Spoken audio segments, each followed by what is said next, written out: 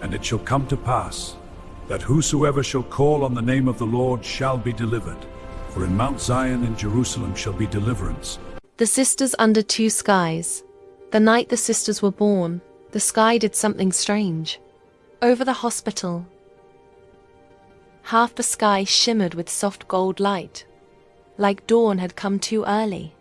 The other half was swallowed in thick, unmoving clouds, heavy and silent. The nurses whispered about it. No one could explain it. Pregnant Maggie and Paul stood in the hospital room awaiting the birth of their beautiful twin babies. Maggie wanted a boy and a girl throughout her pregnancy.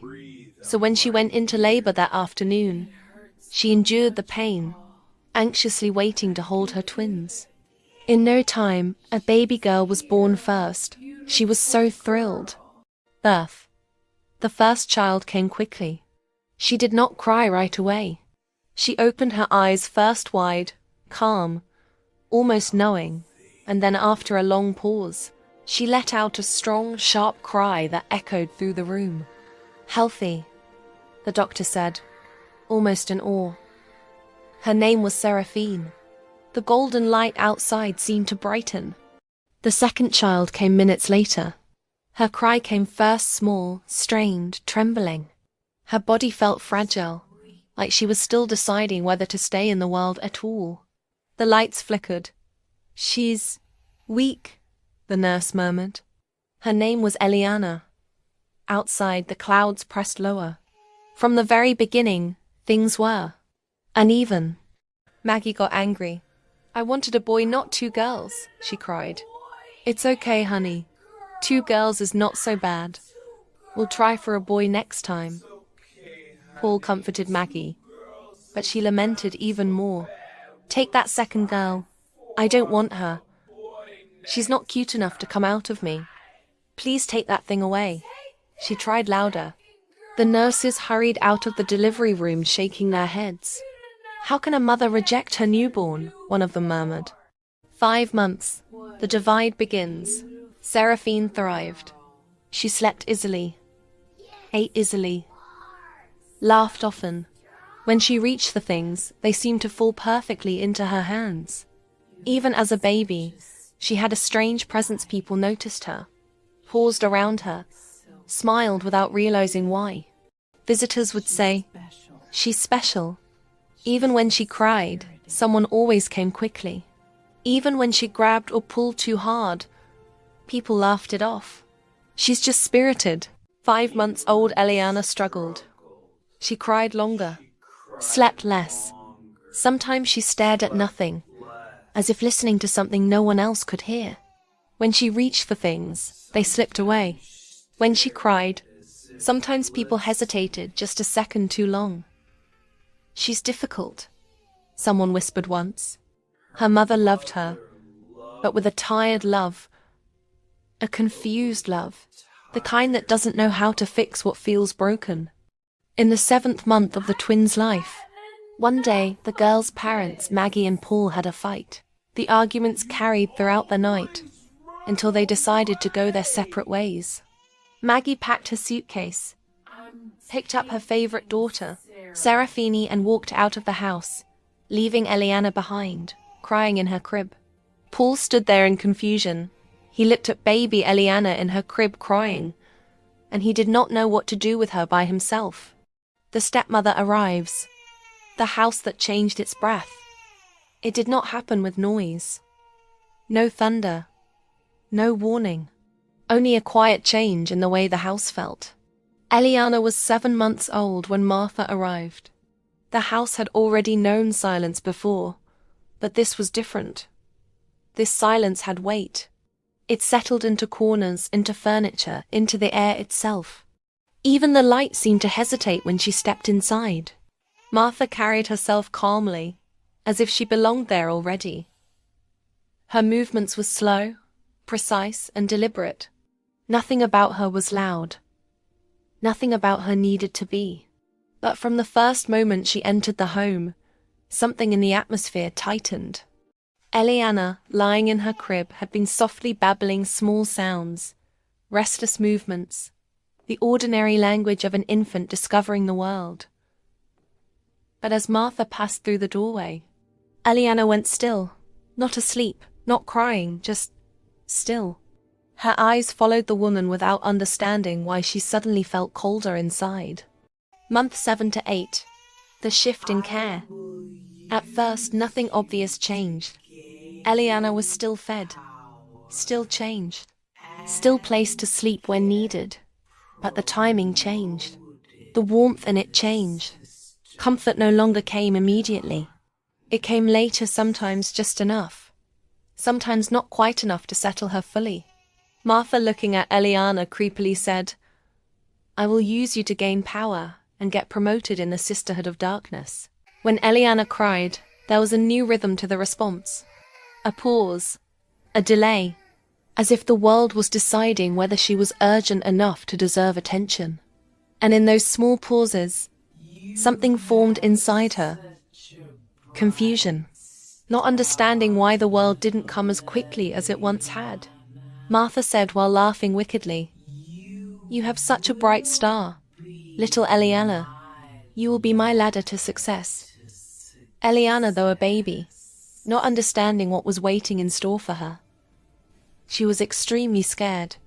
Serafini, meanwhile, was handled differently. When she cried, she was lifted without hesitation. When she reached out, she was met halfway.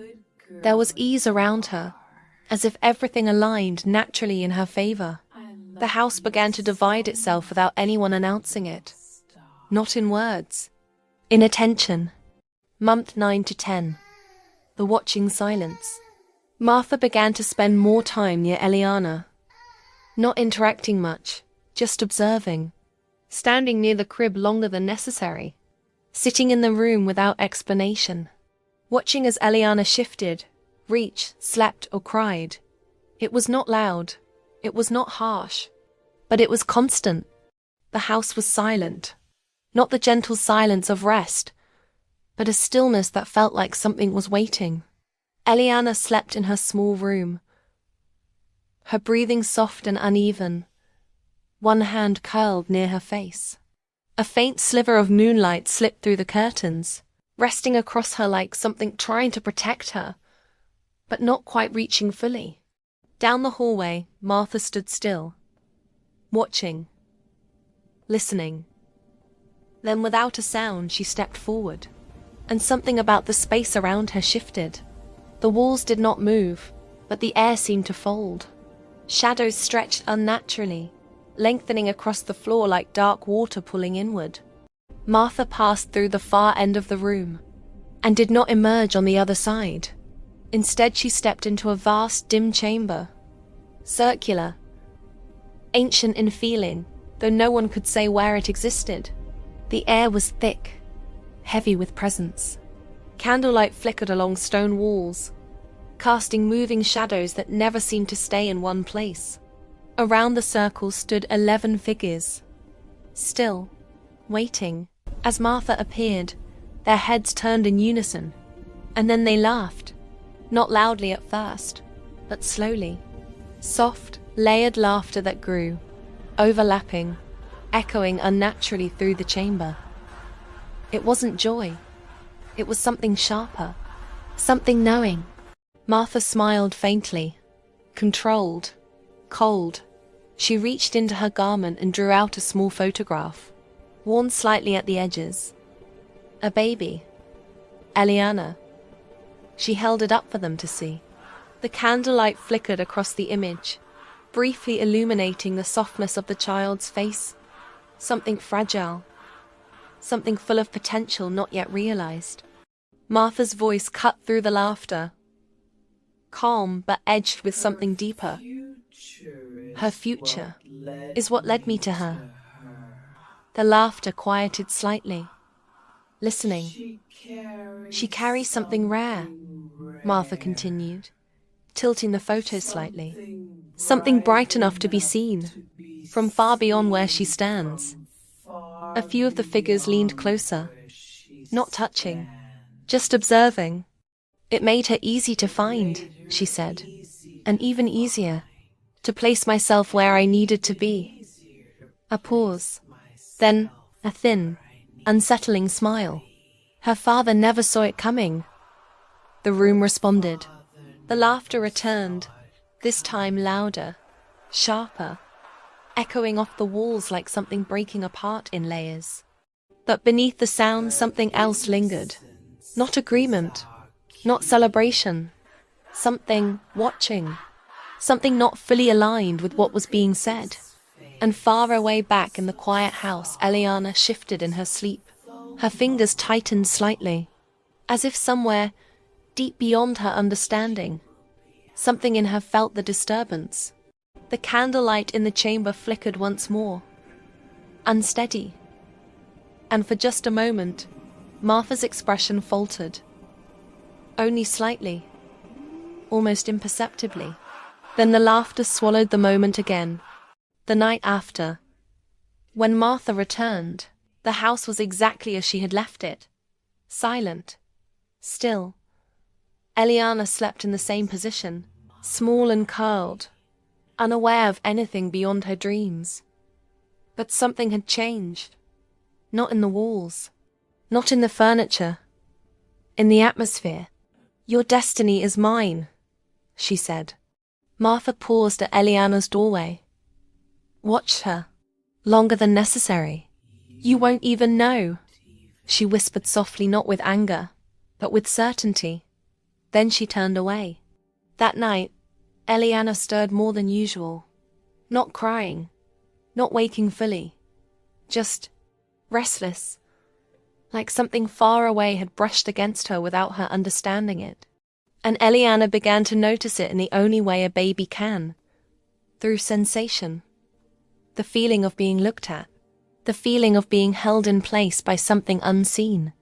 When Martha was near, Eliana's small body would stiffen. Her movements became less free, more cautious, as if even instinct was learning hesitation. At night, when the house quieted, Eliana would sometimes wake without reason. No hunger. No pain. Just alertness. And in the dim room, she would stare toward the doorway, as if expecting something she could not name. Month 11 to 12. Uneven warmth. One day, Maggie came to visit, and from that day, the contrast between Eliana and Seraphine became visible. As Eliana grew closer to her first year, the imbalance became clearer. Seraphine existed in warmth, laughter, light tones of voice, quick responses, easy affection.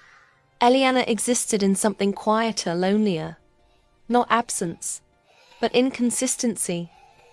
Some moments were gentle, others were distant. It was unpredictable, and that unpredictability shaped her reactions more than anything else.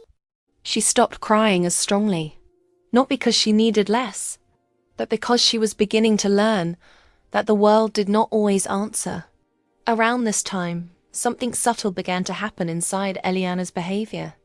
She would reach less, wait more, watch more before acting.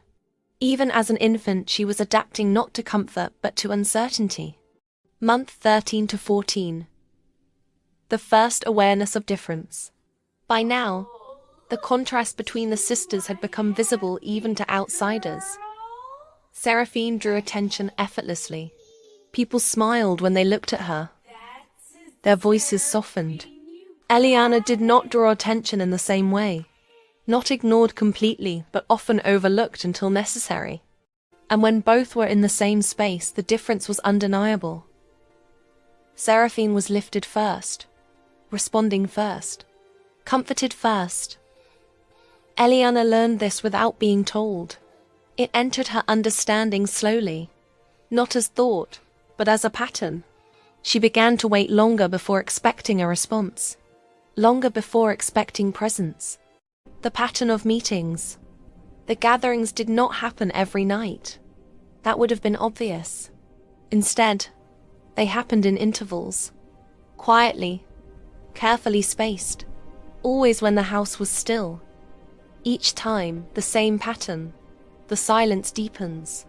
The shadows stretch. Martha steps beyond the room, and somewhere unseen, the circle forms again. The second meeting. Watching progress.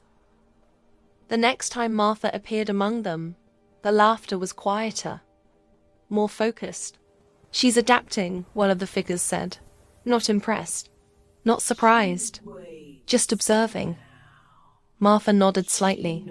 She waits now, she replied. She no longer expects. A murmur moved through the circle. That mattered.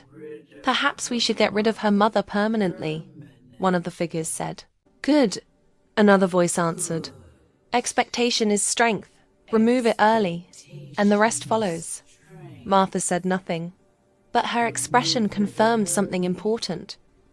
This was not random. It was intentional shaping. And far away, Eliana slept again. But her breathing had changed. Softer, more controlled. Even in sleep. Month 15 to 16. The quiet withdrawal. Eliana's world began to narrow. Not physically but emotionally. Her reactions softened. Her cries shortened. Her reach became less frequent. It was not peace. It was an adaptation. When comfort came, she received it quietly.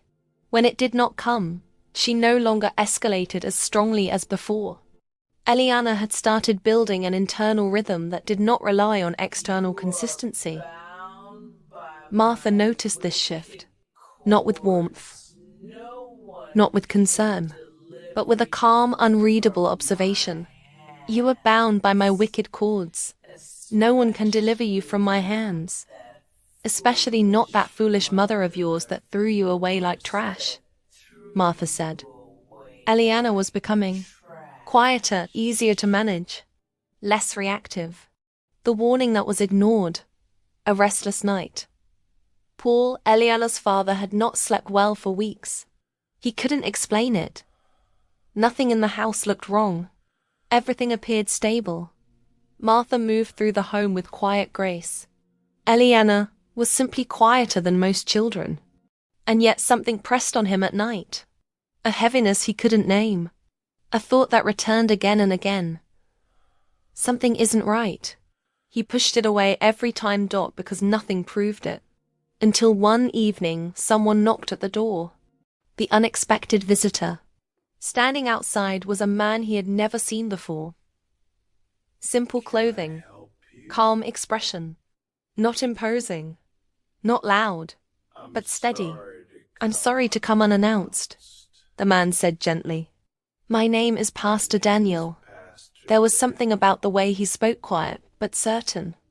I need to speak with you, he continued. It's important. Paul hesitated. He almost said no, but something in him, something he had been ignoring, made him step aside. Come in. The warning begins. They sat across from each other in the living room. The house was unusually still. Pastor Daniel didn't rush. He didn't try to impress. He simply said, I didn't come here on my own. A pause. I was sent to warn you. Paul shifted slightly. Already uncomfortable. Warn me about what? The pastor's eyes didn't move. About what is happening in your house. Silence filled the space. The Holy Spirit said, You have allowed someone into your home, he said carefully, who is not what she appears to be. Immediately, a wall went up. You're talking about my wife, Paul said, his tone tightening. I'm talking about deception, the pastor replied calmly. Truth versus comfort. The room felt different now. Heavier. Listen, the father said, standing slightly defensive now. You don't know her. You don't know us. Pastor Daniel didn't react. I know what the Holy Spirit showed me, he said quietly. And I know this. He paused, choosing his words carefully. The child, Eliana. At her name, something flickered in the father's expression. Just briefly. She is being shaped by something that is not right, the pastor continued. Not openly, not visibly, but consistently. Paul shook his head. She's just quiet, sensitive, Not every child is the same. That's true, the pastor said gently. But this is not just personality. The specific warning. The pastor leaned forward slightly, not aggressively, but with urgency. You see how your wife treats Eliana when you're present, he said. But you don't see everything. Silence. She presents warmth when you are near. Gentleness. Care, but she is an agent of darkness. The Holy Spirit does not lie. Another pause. But when you are not, he didn't finish the sentence. He didn't need to. Paul's jaw tightened. That's enough, he said. The struggle inside him. For a moment, just a moment, he hesitated. Because something in him knew. He had seen small things. Felt small things. Moments that didn't quite align. Eliana's silence. Her hesitation. The way she watched instead of reached. That those thoughts were inconvenient. Uncomfortable. Martha stood partially hidden in shadow, watching the conversation from a distance. Her face calm but unreadable. Paul said, "You need to leave my house." Pastor Daniel didn't react to his anger, but said, "You need to ask the Lord for mercy concerning your household before it's too late." Paul thought about all the explanations that Martha had given him. She had always explained everything so calmly, so reasonably. "She's just different," she would say. "She needs discipline. She's sensitive." And it made sense. It was easier to believe that. The final plea. Pastor Daniel stood slowly, not defeated, but knowing. "I'm not here to argue with you," he said. "I'm here to give you a choice." Paul didn't respond. The pastor's voice softened. "Pay attention, not to what is shown to you," he said. A pause. "But to what is consistent when you are not looking." Another pause. "Especially concerning your daughter." The door closes. This world is spiritual. Don't focus so much on the physical aspect of life while ignoring the spiritual realm that controls everything. But if you don't believe what the Holy Spirit has sent me to tell you, then pray. Seek for answers yourself, Pastor Daniel said, as Paul walked him to the door. He didn't thank him, didn't ask questions, and when the door closed, the house felt quiet again. Too quiet. Kind of uncomfortable. Hello, friends. Thank you for watching The Sisters Under Two Skies. This story may be sad and probably traumatic to some people, but please stay tuned for more episodes. Mothers, please don't leave your children in the hands of strangers. So many evil things happen to them that shapes them, that controls them, that ruins them to a point of no return sometime.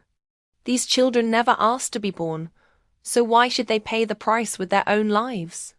I'm not here to judge anyone. Things happen. I understand. But our actions as parents can either shape and mold our children for greatness, or it can completely ruin their lives. Please be mindful of the little life you chose to bring into this unforgiving and wicked world. God bless you all.